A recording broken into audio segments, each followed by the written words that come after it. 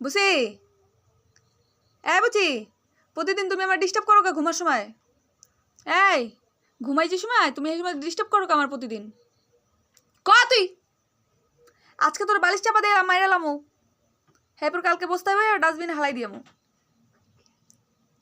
এই কার লোক কথা কই আমি? শোনো তুই বুঝি আয় খাওন দি মানে লো, খাওন দি মানে আয় নামি আমি নামি নামি নামি চলো চলো খাওন খাওন খেতে চলো। দিব না খাওন যা দেব না দেব না আমি, কোনো কাজ হইবে না। কি আয় বেডি